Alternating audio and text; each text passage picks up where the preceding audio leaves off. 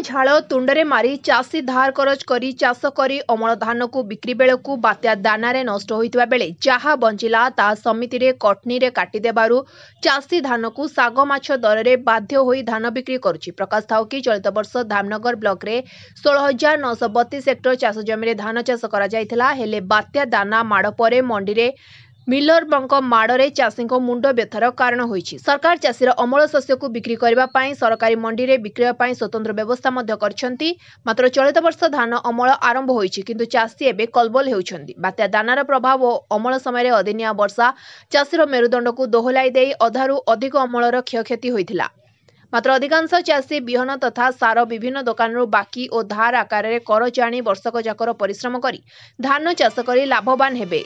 सेवा समिति रे सरकारी मंडी रे धार्य दर रे बिक्री करी बाकी थिबा टंका सुझी देबे किंतु धान मंडी खोलिबारे विलंब जोगु चाषी बाध्य होई धान क्विंटाल प्रति 1850 रु 1950 दर रे दलाल माननकु बिक्री करछन्ती। मात्र सरकारनकर धार्य मूल्य क्विंटाल प्रति 2300 टंका सरकारनकर सब्सिडी 800 टंका को मिसाई मोट 3100 टंका पाइबो। मात्र समितिर कटनी छटनी रे क्विंटाल पिछा 8 रु 25 किलो नहीं चाषी महल रे असंतोष प्रकाश पाइछि। आज धामनगर सेवा समवाय समिति परिसर रे एही अभावनीय परिस्थिति सृष्टि होई धान किणा बंद होइछि। सूचना थाउ कि उक्त कमिटर चाषी माने धान बिक्री बेले कटनी छटनी रे FQ1 रे 8 किलो धान काटी देइथिबारु चाषी माने याकु विरोध करी हो हल्ला करी प्रतिवाद करथिले। तबे चाषी बैठक परे निष्पत्ति होई धान किणाजिबो बोली समितिर संपादक बसंतराज साहू सूचना देइथिले। घटनास्थले धामनगर तहसीलदार दीपक दास पहुंची आसु समाधान पाई मध्य उद्यम जारी रखिथिले। सूचना थाउ कि विभिन्न मंडी रे समिति पक्षरु ओजन कंटा पानीय व्यवस्था और पाल व्यवस्था पाई निर्देश थिबा बेले उक्त समिति रे ताहा करा जाय नथिबारु चाषी महल रे असंतोष प्रकाश पाइछि। कोनसी गाड़ी की लोड दो ना ना ना ना ना तमे बेसी कहजो आमे कोन सुनो चाषी कोन सुनो। मो नाम मानस रंजन महापात्र धामनगर सेवा समवायतर जने चाषी। धान किणा गुण होइछि सरकार कहिथिया कटिंग छटिंग नाही सरकार हिसाब रे चाषी माने आनी धान एठी देइचंती।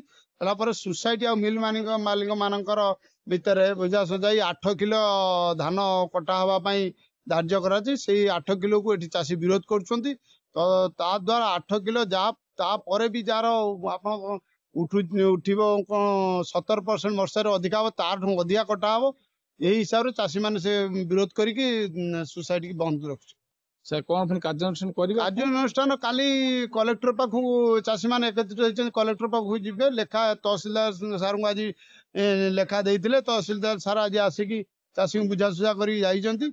नहले कार्यानुष्ठान रास्ता रोक करा जिवो। कोनसी गाड़ी की लोड दो ना ना।